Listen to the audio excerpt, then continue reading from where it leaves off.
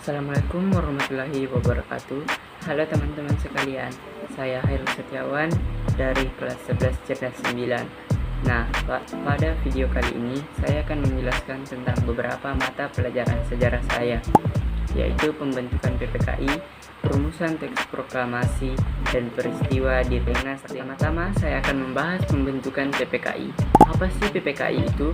PPKI merupakan singkatan dari Panitia Persiapan Kemerdekaan Indonesia yang dibentuk oleh Jepang setelah pembubaran BPUPKI yang berhasil menyelesaikan rancangan Undang-Undang Dasar 1945. PPKI dibentuk pada 7 Agustus 1945 yang diketuai oleh Soekarno dan Muhammad Hatta sebagai wakilnya. Kemudian dilantik secara simbolis pada 9 Agustus 1945 di Saigon, tepatnya di Vietnam.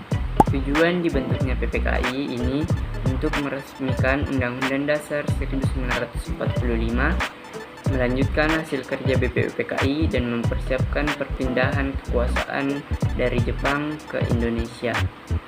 Nah, selanjutnya saya akan membahas sedikit tentang perumusan teks proklamasi.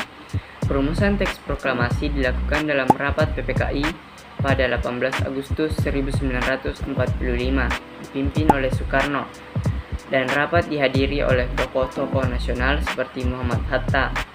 Mereka menyetujui teks proklamasi yang dibacakan oleh Soekarno pada 17 Agustus 1945.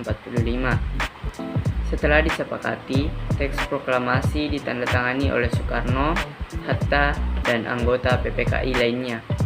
Pada tanggal tersebut, Soekarno membacakan teks proklamasi di depan Gedung Pegangsaan Timur, lebih tepatnya di Jakarta, sebagai penanda kemerdekaan Indonesia. Proses ini adalah langkah penting dalam sejarah Indonesia untuk mempertahankan kemerdekaan dan kedaulatan. Dilanjutkan dengan peristiwa Rengas Dengklok.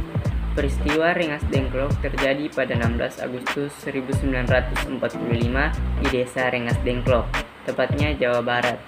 Sejumlah pemuda Indonesia, termasuk Sukarni dan Wikana, menahan Soekarno dan Hatta yang pada saat itu sedang dalam perjalanan dari Jakarta ke Rengas Dengklok. Mereka ingin memaksa Soekarno dan Hatta untuk mendeklarasikan kemerdekaan Indonesia segera tanpa menunggu persetujuan Jepang. Aksi ini menekan Soekarno dan Hatta untuk memproklamirkan kemerdekaan Indonesia pada tanggal 17 Agustus 1945. Peristiwa ini menjadi salah satu titik awal menuju kemerdekaan Indonesia. Baik teman-teman sekalian, itulah tadi apa yang dapat saya jelaskan pada video singkat ini. Kalau ada yang kurang mohon dimaafkan. Terima kasih dan sampai jumpa kembali.